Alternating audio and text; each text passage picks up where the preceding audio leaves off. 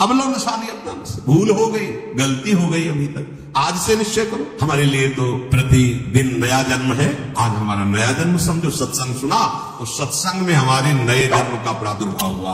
अभी तक जो हमारी गंदगी थी पीछे की जन्म हम भूल जाते हैं। आज से इसी क्षण से हम नया जीवन अपना बनाते हैं, अध्यात्म मार्ग का जीवन बनाते हैं और ऐसा निश्चय करते हैं जो टूटे।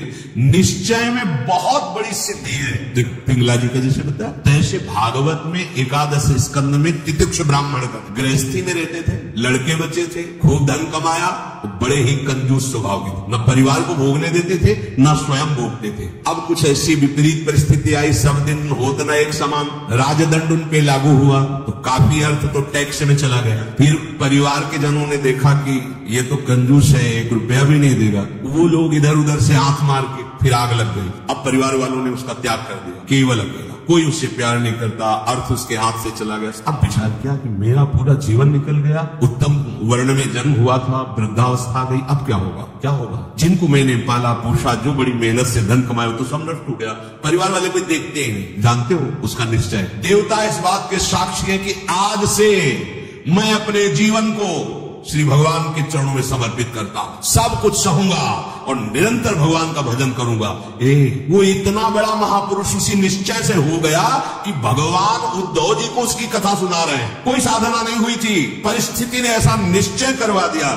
तो जरूरी है वो परिस्थिति आवे तब तुम निश्चय करो। क्या सत्संग में तुम निश्चय नहीं कर सकते? तो परिस्थिति का इंतजार करोगे कि ऐसी विपत्ति आवे, ऐसी ठोकर लगे, ऐसी दुर्दशा हो, तब तुम निश्चय करो। अरे उसके पहले ही निश्चय कर लो तो दुर्दशा काहे को होगी। ऐसा नहीं कि उसका जीवन मंगलमय हो गया। अब उसके कर्मों का क्षय करने के लिए जब वो संन्यास भाव लेकर विचरण करता, भिक्षा मांगता, तो लोग थूकते, स्पष्ट लिखा हुआ मूत देते, बांध देते, पीटते, उसकी भिक्षा छीन लेते, पर वो अंदर अंदर विचार करता नहीं, किसी का दोष इसमें, किसी का तो कर्म का है। कर्म का प्रभाव तो शरीर पर पड़ेगा, ये मुझे दुख क्यों हो रहा है। बहुत बहुत सुंदर मतलब चिंतन उनका बना। तो क्या देवता है इस दुख का कारण? देवता है नहीं, देवता भी तो केवल हमारे शरीर को ही पीड़ा दे सकते हैं। मेरे को क्यों बुरा है? काल नहीं, वो तो आत्मस्वरूप है, उसका भी प्रभाव इसी शरीर पर हो। मेरा स्वरूप तो कालातीत है, तो फिर क्या है? ब्रह्म। हाँ, ये ब्रह्म है। मैं तो निर्विकार चिदानंद अपने स्वरूप में स्थित हो गया,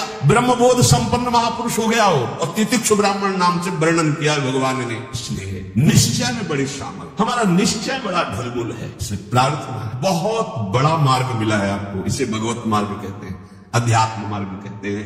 ये अंतिम जन्म वालों को मिलता है, जिनका आखिरी जन्म होता है। अगर चूक करोगे तो व्यर्थ तो नहीं जाएगा, पर और समय लग जाएगा। काहे कुछ समय बर्बाद करो, आज निश्चय करो। गोस्वामी जी कह रहे, देखो निश्चय, गोस्वामी जी बाल्यावस्था से भगवान में रखते थे, ऐसा नहीं है क्यों भजन नहीं करते थे, ऐसा नहीं है। जन्म हुआ था तब बोले थे राम, जैसे बच्चा रोता है ना, तो गोस्वामी जी रोए नहीं थे, राम बोले थे, इसलिए राम बोला नाम पड़ा था। राम बोला, प्रकट हुए थे तभी। तो ऐसा भी नहीं था कि आसक्ति नहीं थी शरीर में, यार ऐसा महापुरुष जन लीला दर्शाते हैं, वो हमारी हिम्मत के लिए। पत्नी में चित्त आसक्ति, एक दिन के लिए भी कभी मायके जाने के लिए अनुमति नहीं। और उसी पत्नी के मुख से जब ये बात निकली कि जितना तुम्हें शरीर में आसक्ति है, पूरी कथा अगर राम जी में होती तो जीवन तुम्हारा धन्य हो। नेत्र पत्नी रूपी गुरुदेव ने नेत्र खोल दिए। कहीं से भी गुरुदेव सावधान कर सकते हैं, कहीं से भी, बस कदम मुड़ गए। क्योंकि ऐसा नहीं था कि राम भक्ति नहीं, निश्चय कर लिया।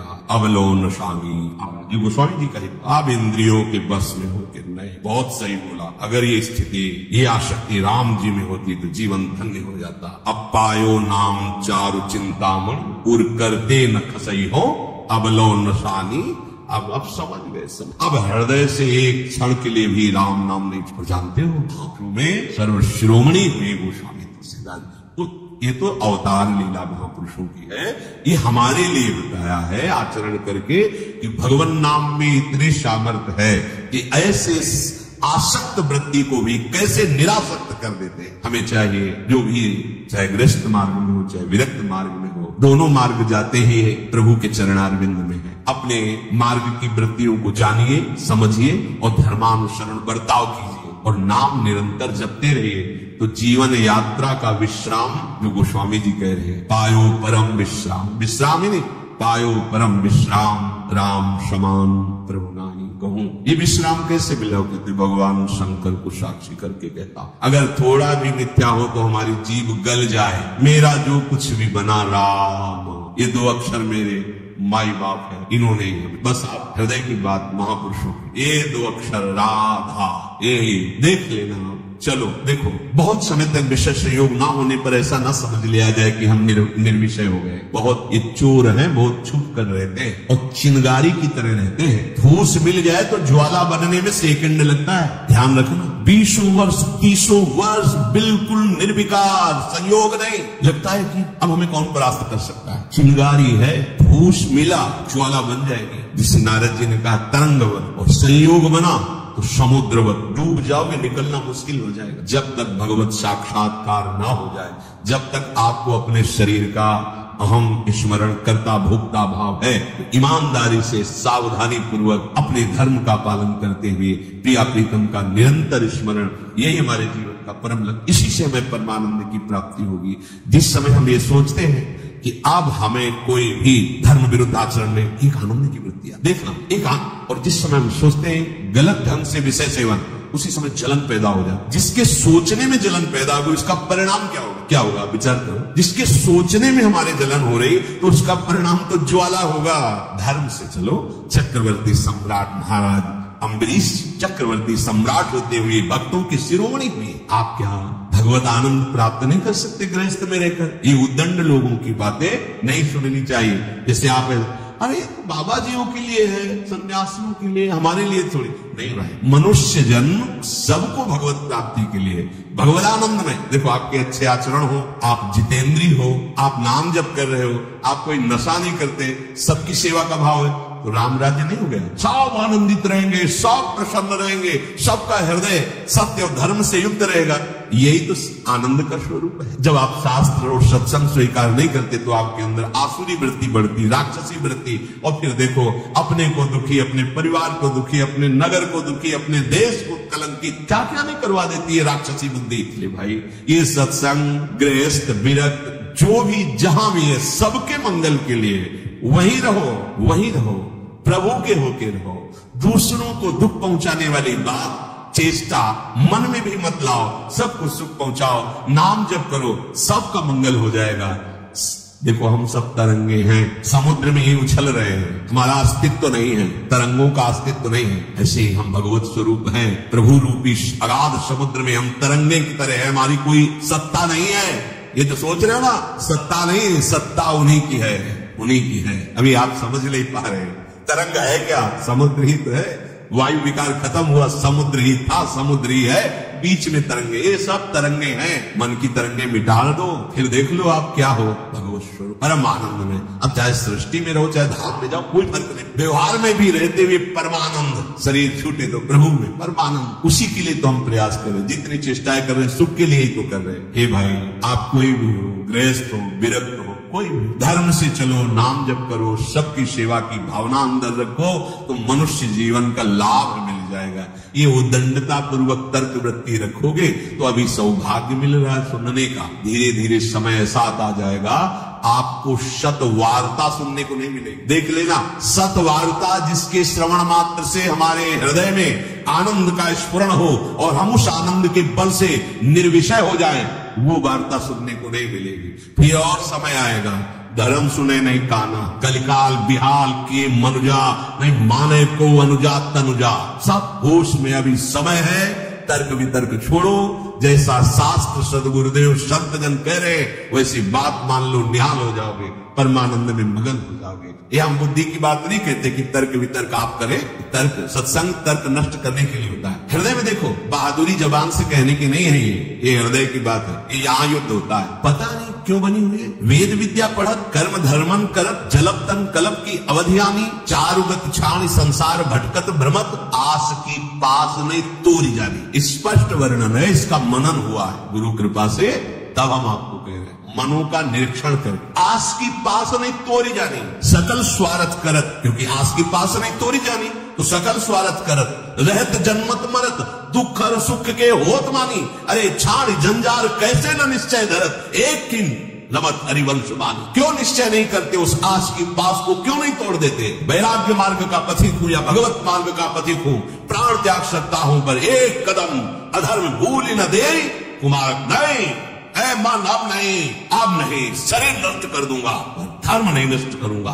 भगवत मार्ग ये आस की पास बड़े दुलार से रखे हुए, कभी तो अभी नहीं, कभी तो ये क्यों रखे हुए हो? यही तुम्हें भगवदानंद की अनुभूति वर्तमान में नहीं करने दे रही, यही आस की पास। अभी निश्चय करो जिस मार्ग में चले हो, नहीं, अभी शुद्ध ज्ञान स्फूर्ति होने लगी। ये सब यहाँ की देखी हुई बातें कह रहे हैं आप। बच्चापन से इस मार्ग में है तो यहाँ देखी हुई बातें कर रहे हैं। बहुत वैराग्यमय जीवन, एकांतिक जीवन, फिर भी आशा। पूछो उससे किसकी आशा, क्यों, क्या चाहिए? उत्तर नहीं मिल रहा। चाहिए वो नहीं, देखना भी नहीं, तो आशा क्यों? पता नहीं। आप देखो, अंदर से देखो, जब यहाँ की बात कही जाएगी ना तो सबके यहाँ की बात होगी। ये अलग से नहीं रचा, उसी मशीनरी से बनाया गया जिससे सब निकले हुए, सब मशीनरी। इसीलिए ये तो हमारे मन की बात कर रहे हैं, वो तुम्हारे मन की बात नहीं कर रहे, संपूर्ण सृष्टि की बात कर रहे हैं। क्योंकि जिससे मन रचा गया है, जिससे शरीर रचा गया है, वो वही एक ही डिपार्टमेंट, वहीं से रचा गया। यही हमें भगवदानंद की प्राप्ति नहीं करानी। बहुत धैर्य पूर्वक सुनना है और समझना है। ये हम अपने मन की बात कहते हैं, इसको पढ़ा है, इसको देखा है, इसको समझा है। वैराग्य में जीवन है, इतना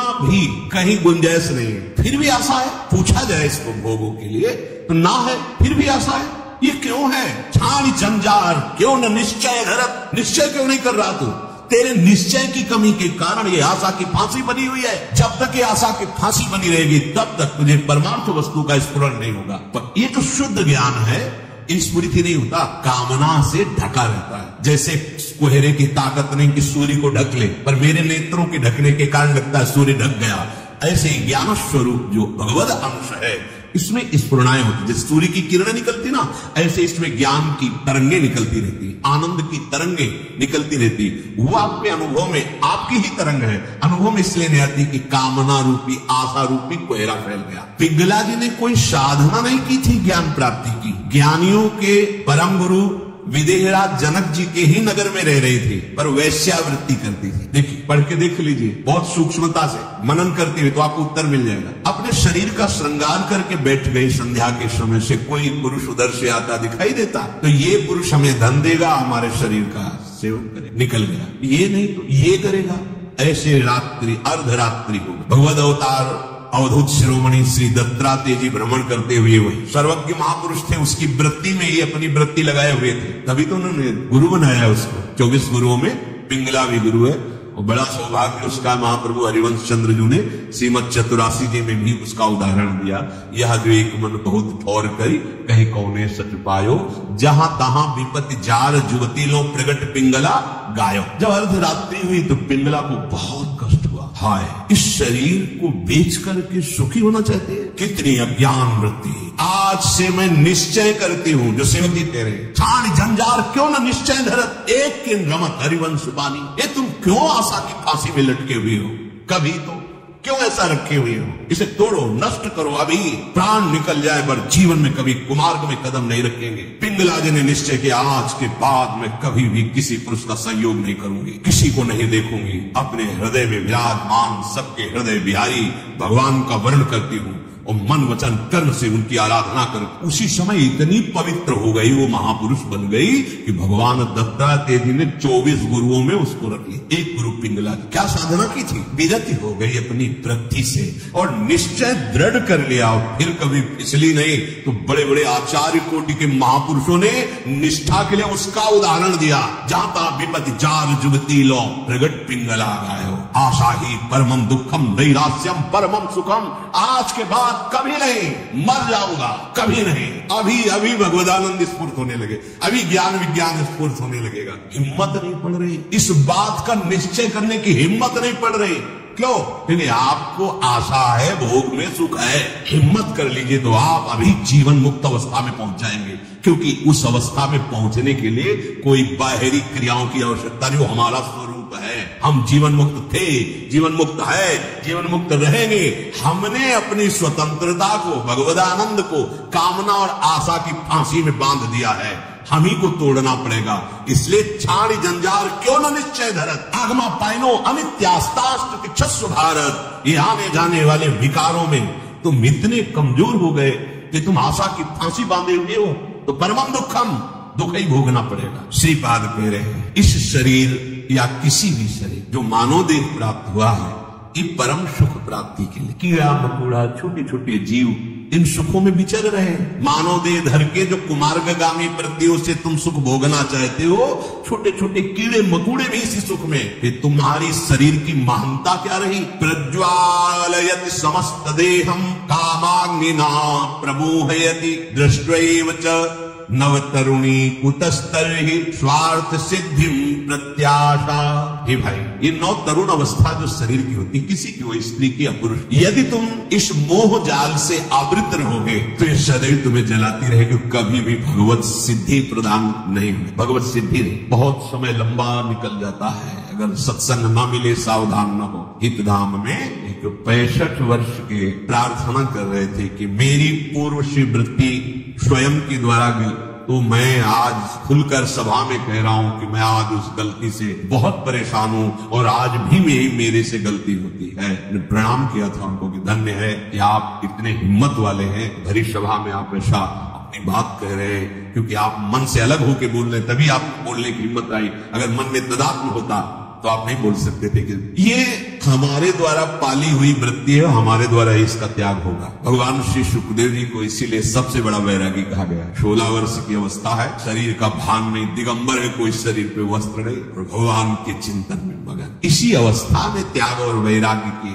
अब जब ये इंद्रियां काम नहीं कर रही, मन बुद्धि, अब वो ढेर है, कुछ भी निर्णय नहीं निकल सकता। बहुत संस्कार गंदे हो जाते हैं यौवन अवस्था में। अहो भाग्य इस यौवन अवस्था में संयम नियम धारण करके अपनी वासना हो। श्रीपाद कह रहे हैं हे वृंदावन धाम, हम पे कृपा करो, हमारे मुख में नाम चले, हमारा हृदय इस काम आदि की आशाओं को त्याग करके प्रिया प्रीतम के चिंतन में डूबे। ये आपकी कृपा से होगा और वो कृपा हम सब पे है। सत्संग मिल रहा है रोज, ये प्रातःकालीन बेला में जो शब्द जा रहे हैं, इनको अंदर से केवल धर्म, गृहस्थ धर्म की पूर्ति के लिए उदासीन रहो। इस वृत्ति को अगर आप अपने अंदर अपनाए रहोगे तो सब छुड़वा देगा। ध्यान रखना, सब छुड़वा देगा। ये वैराग्य का वेश, ये धाम, ये प्रिया प्रीतम, ये नाम, ये महिमा, कुछ नहीं हो रहा है, चिंता मत करो।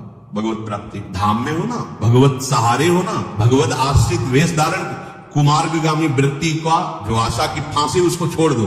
फिर आप देखो भजन होगा, आप करोगे नहीं, स्वाभाविक होगा भजन। स्वाभाविक ज्ञान विज्ञान की वृत्तियां उत्पन्न होगी, आप आनंदित हो जाओ। संतों ने कैसे जीवन व्यतीत किए हैं, वो हम कैसे व्यतीत कर रहे हैं। अगर इतने पर भी भजन नहीं तो आप विचार करके देखो, अपना जीवन काम ले जाए। अगर आपको यह वीडियो अच्छी लगी तो वीडियो को लाइक करें, कमेंट करें और चैनल को सब्सक्राइब जरूर करें। और मैं आपको मिलता हूँ कल एक और नए वीडियो के साथ। राधे राधे।